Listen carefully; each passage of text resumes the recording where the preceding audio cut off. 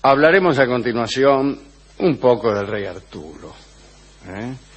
En el siglo XII, dos culturas coexistían en Gran Bretaña: la inglesa, autóctona, y la francesa, importada por los conquistadores normandos que se habían apoderado de la isla.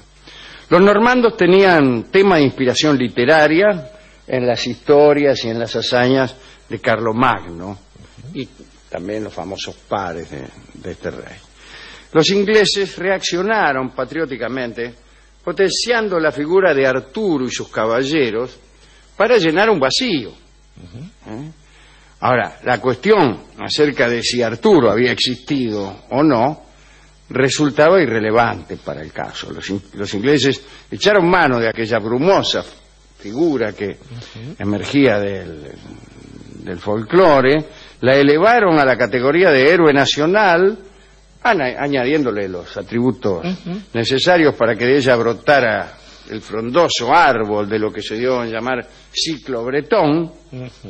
Y bueno, y con el tiempo llegaría a eclipsar al ciclo francés, a pesar de todas las formidables aventuras verdaderas de Carlomagno, que tanto gustaban a los normandos.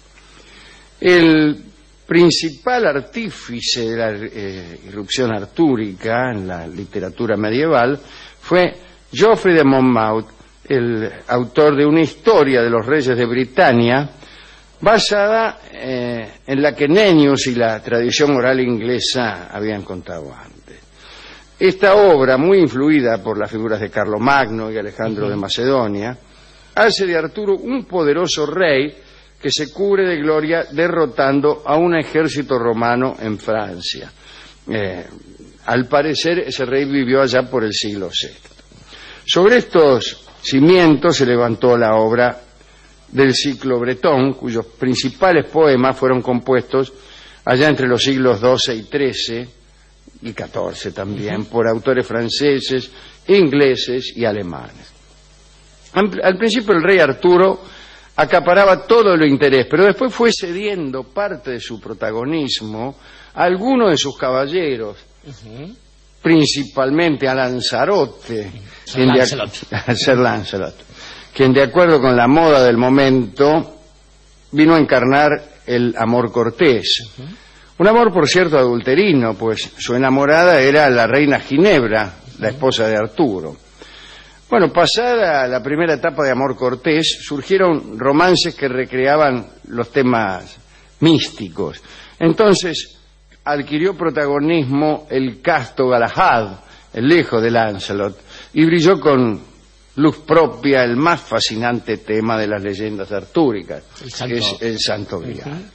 Como es natural en este conjunto de historias interrelacionadas, cuya composición abarca casi 5 siglos, y es obra además de un autor, dispar conjunto de autores inspirados incluso por intenciones diferentes, ¿no? No hay que esperar entonces una narración trabada y coherente, sino por el contrario una intrincada floresta de personajes y episodios no siempre demasiado congruentes. Es posible que la concurrencia de episodios contradictorios preste encanto y valor literario al conjunto, puesto que deja al lector la posibilidad de soñar con la solución que más le viniera a gustar. De hecho, es bastante contemporánea esta manera de relatar, mucho más que la otra. Sí, como técnica absolutamente. Claro. No debemos, por lo tanto, escandalizarnos si un poema se nos presenta con al caballero Gawain como protagonista, siendo en un episodio un caballero intachable y al rato aparece poco menos que como un bandido sin escrúpulos. Gawain, que en las versiones españolas lo leemos como Sir Galván. Sí. Curioso, ¿no? Hay siempre una mezcla del Lancerote, del lago, Galad por Galeotto y tantos otros. Bueno, muy bien. A pesar de estas contradicciones, las historias del rey Arturo y los caballeros de la tabla redonda mantuvieron su atractivo durante toda la Edad Media. Bueno será que pasemos revista a los episodios más populares de este ciclo, el ciclo bretón, para ver si reconstruimos una cronología en torno al rey Arturo. Arturo nació en un lugar de Cornualles llamado Tintagel. El rey de este lugar se llamaba Gorlois y estaba casado con Ingerna, la más bella reina que jamás haya existido. El fogoso rey Uther-Pendragon se enamoró de ella y consiguió del mago Merlín que con sus encantamientos le confiriese la exacta apariencia del rey Gorlois. Es decir, tal como hizo Zeus tomando la apariencia del marido de Alcmena, Merlín le dio a Arturo la apariencia del marido de esta... A Uther, al padre, a Uther Pendragon, es el rey Uther. De esta chica, ¿no?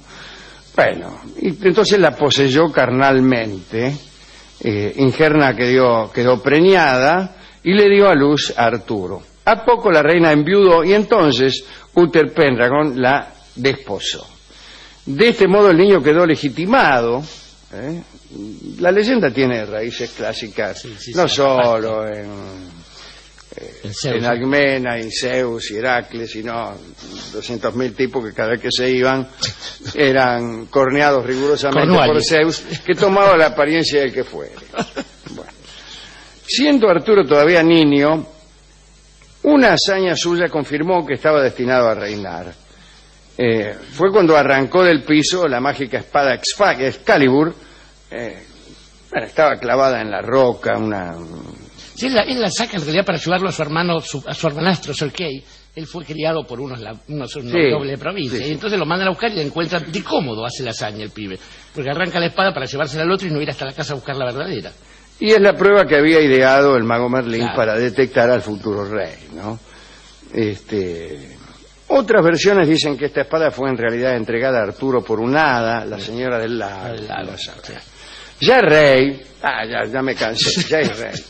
Arturo instaló su corte en Camelot, que actualmente, en el día de hoy, porque cambian cada día, es identificado con el castillo de Cadbury, en Somerset, del que más adelante hablaremos, quizá en octubre. Su esposa, la inquieta reina Ginebra, para decirle algo, ¿no? Que era una dama apetecible y que se dejaba apetecer, no le guardó la fidelidad debida y mantuvo amoríos con el apuesto Lancelot. En otras versiones, la reina es raptada por Melwas, el rey de la Estiva Regia, y luego rescatada por Arturo, o quizá por Lancelot, o por el primero que pasaba. Otras veces el que la rapta es Mordred.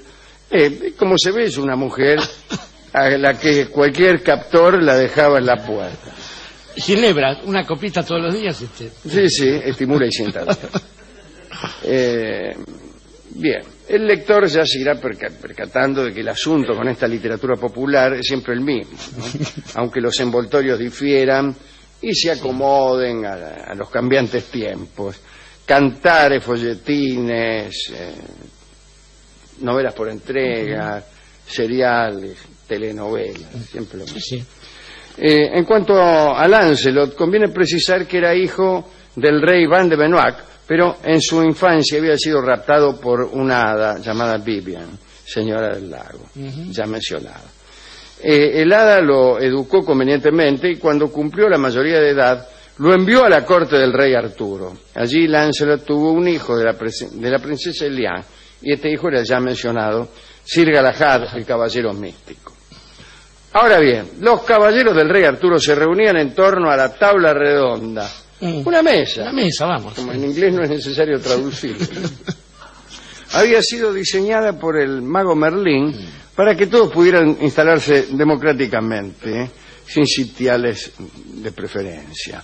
Esta mesa simboliza la personalidad colectiva del grupo, su cohesión, su hermandad militar, que no tiene mucho que ver con la democracia, pero digo porque hay una verticalidad que es hija de la organización militar y un estado de asamblea que es hijo de la idea democrática. Arturo luchó contra los invasores sajones y los derrotó en Badon allá por 516. En aquella memorable batalla llevó nada menos que la cruz de nuestro Señor Jesucristo sobre sus hombros. Esto basta para ser memorable aquella batalla, desde luego, ¿no?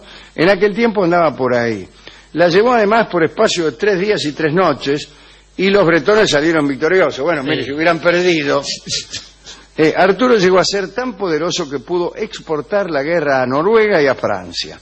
Allí derrotó a un ejército romano que pretendía obligarlo a pagar tributo. Se disponía a proseguir sus conquistas, o al menos sus evitaciones de impuestos,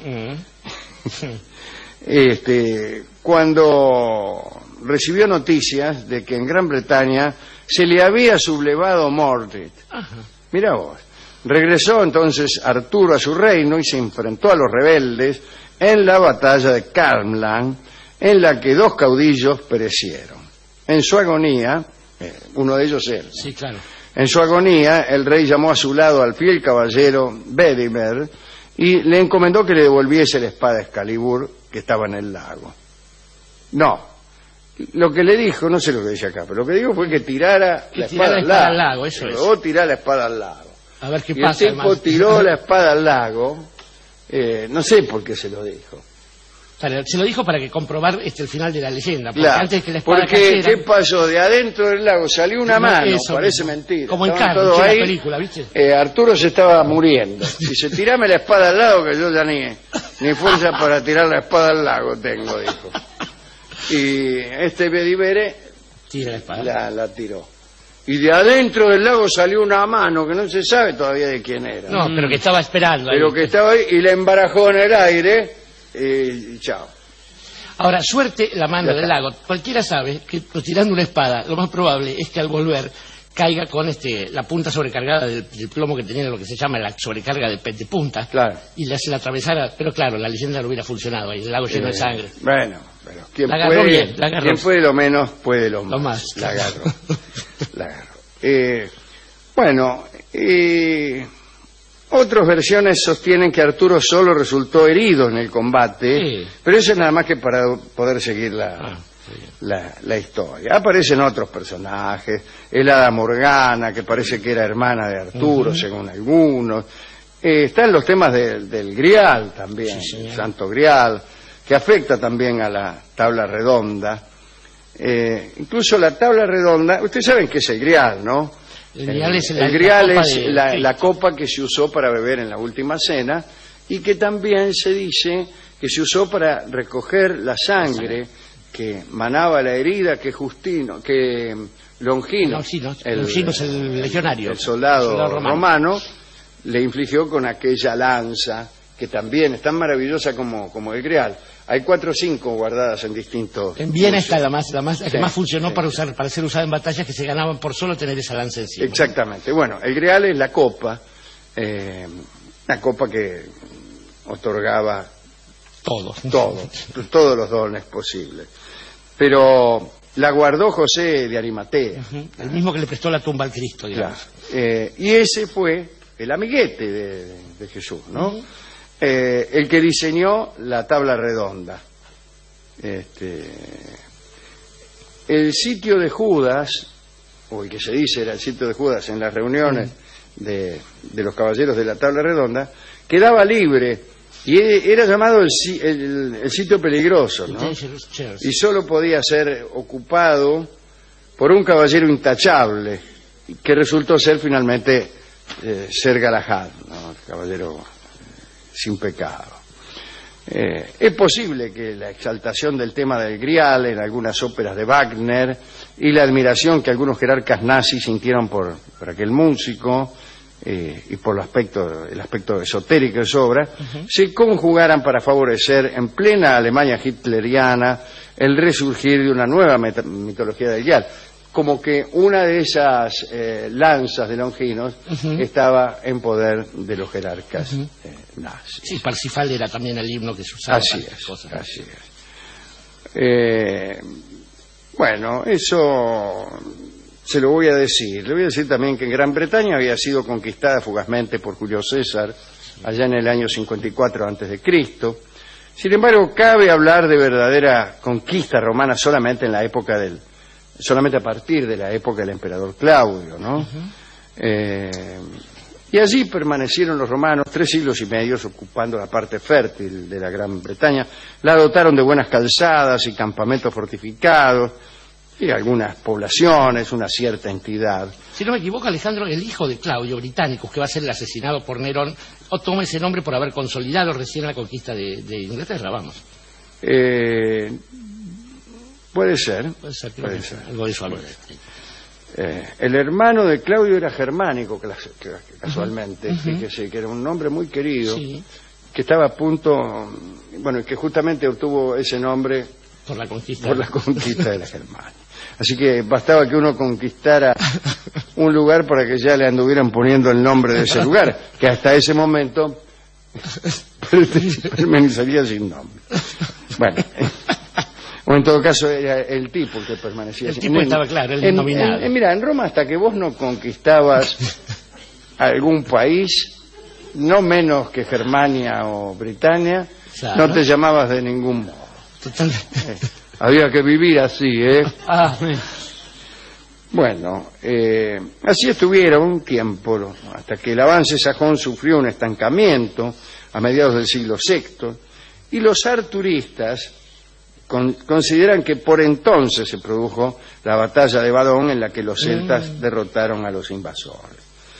Sin embargo, las noticias del periodo son escasas, poco fiables, y con razón se le aumentan a algunos historiadores de que las páginas más importantes de la historia inglesa están en blanco.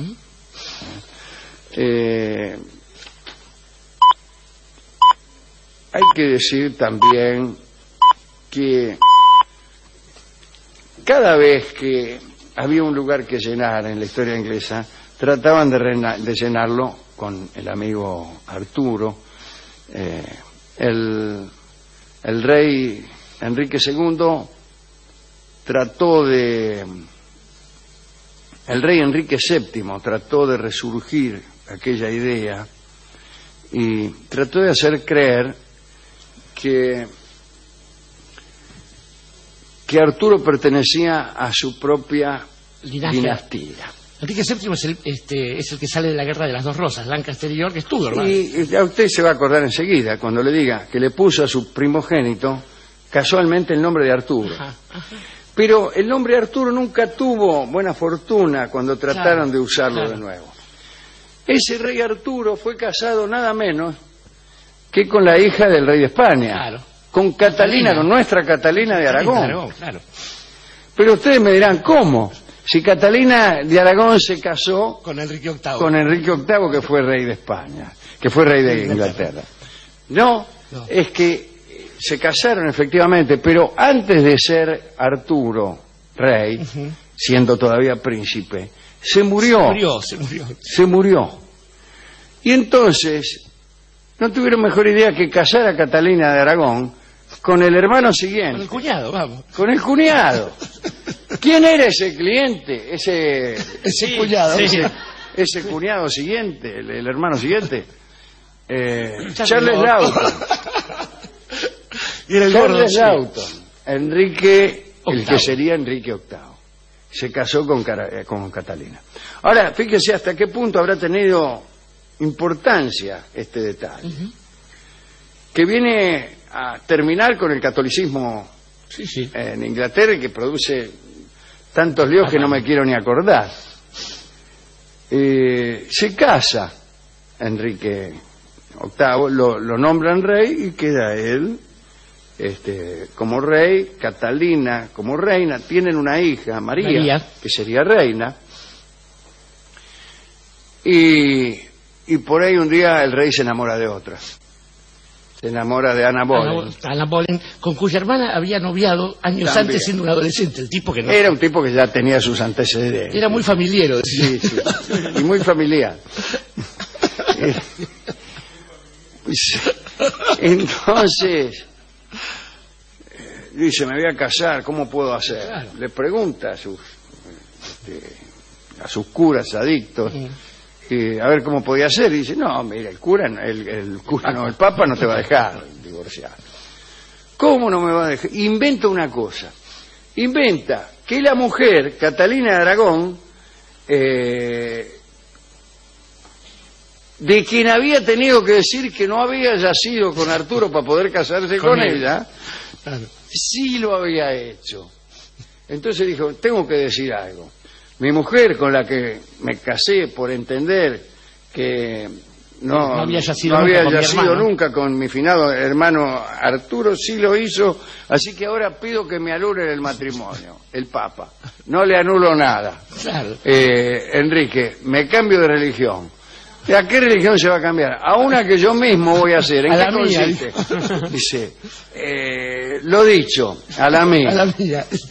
Todo igual, pero me caso con quien quiera. Claro. Esa es una religión y no pavada, claro.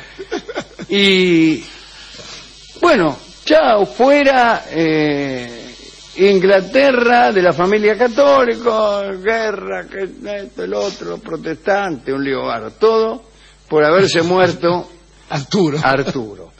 Bueno, con eso le quiero decir nada en general, sino que el nombre Arturo traía mala suerte, al menos si uno era el hijo de Enrique VII, del rey de Inglaterra, ¿no? Esto continuó durante mucho tiempo, esta idea que había tenido Enrique VII de Inglaterra de emparentar con el rey Arturo.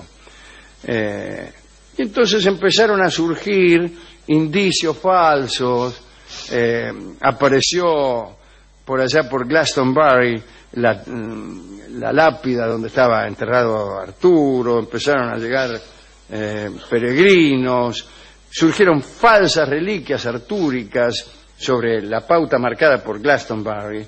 En el castillo de Dover también se guardaba la calavera de Sir Gawain, en el de Winchester la mismísima tabla redonda que todavía hoy podemos admirar. Es un grueso tablero circular de 5,5 metros de diámetro que data del siglo XIII, es decir, la hicieron bastante después de las reuniones de los caballeros, que supongo que se reunirían sin tabla, sí, claro, sentados nomás en sillas. Las pinturas que lo adornan, dice aquí, son muy posteriores a esa fecha. Me parece bien que las pinturas que adornan una tabla sean posteriores a la misma.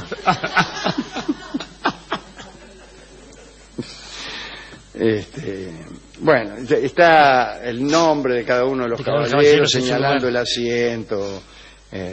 Bueno, ahí están los Tudor, que manipularon los temas artúricos, especialmente a través de sus poetas cortesanos, ¿no?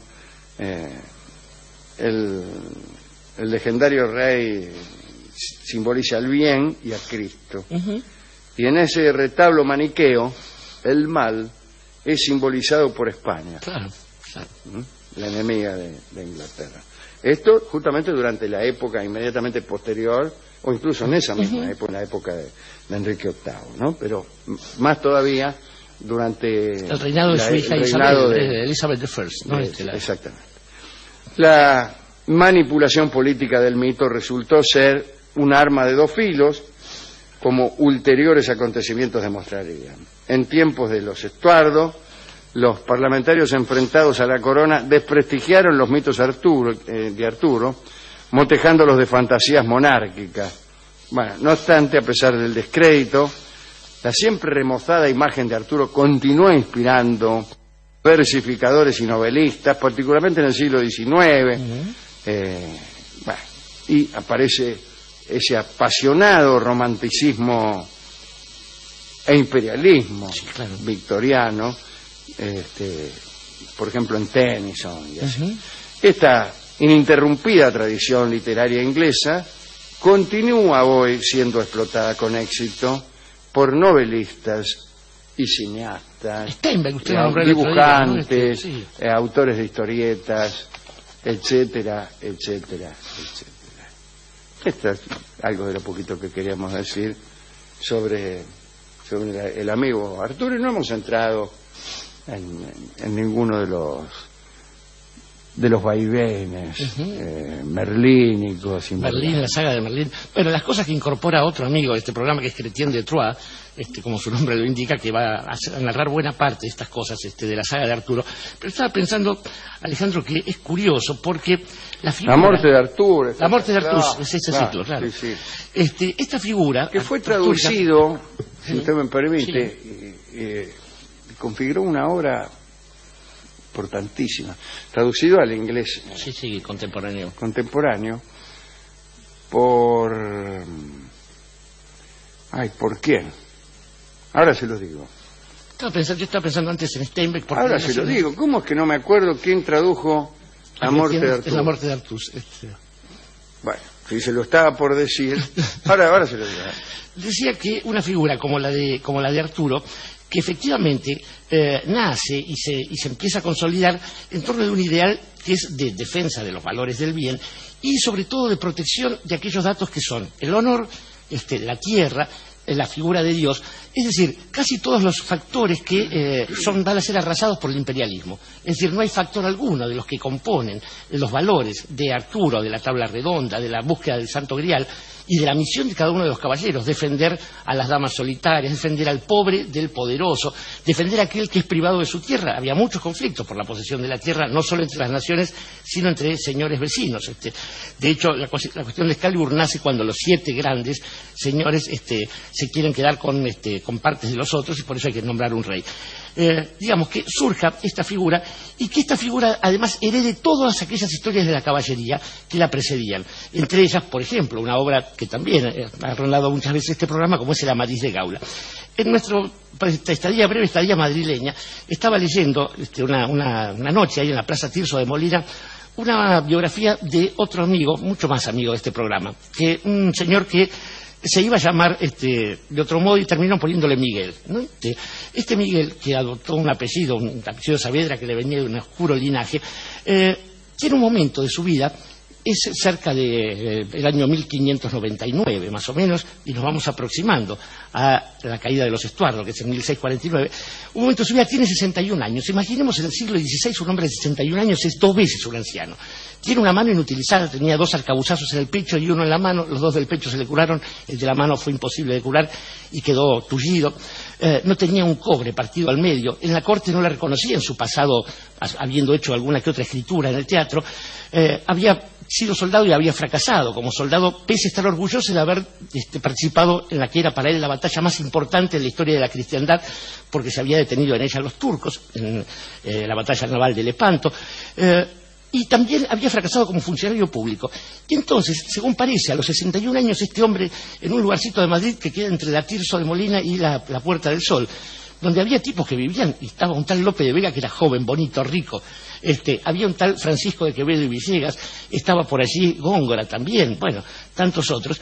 El tipo se pone a escribir con su mano derecha sus sobrinas, digamos, acusadas de prostitución, su prestigio derruido, su fortuna un pasado de presidiario. De presidiario, claro. Había sido esclavo, porque era preso y esclavo del infiel, como se decía en esa época, y concibe algo que toma toda esta historia de las historias de caballería e incluso la moral reinante, la moral de su enemigo Lope de Vega, que detestaba y que lo veía hacerse fraile por un lado y recibir chicas por el otro, lo cual después de todo no está mal, lo de las chicas sí, lo de fraile, y concibe una obra en la cual empieza a pintar ya no solamente una historia literaria, sino la historia del mundo, una obra tal que después llegará a Inglaterra. La obra se publica en 1605, cuando él tiene esos 61 años, y llega a Inglaterra y empieza a producir algún que otro efecto en las cabezas pensantes. Era un hombre que había renunciado al teatro, es un hombre que opta por crear un género. Al no tener nada que hacer en la vida, ¿qué hago? Invento la novela, dice, de haber dicho para sí mismo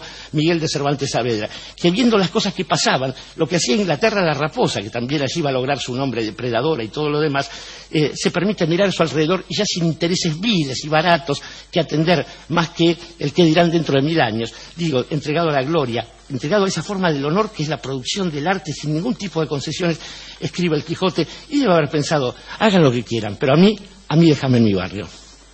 Y a mí déjame en mi barrio es el tango antiartúrico que oiremos esta noche por Edmundo Rivero. yo quiero pedirle ayuda. ¿Usted habló de Chrétien de Troyes? Chrétien de Troyes, sí, sí. Sí. Ese era él, ¿no? El que escribió La muerte de Arthur. Pero yo no me puedo acordar quién lo tradujo. Que a lo mejor ni siquiera era inglés. Ajá. A lo mejor fíjese. Es una traducción. Es una traducción del siglo XX. Ajá. Muy. De un gran.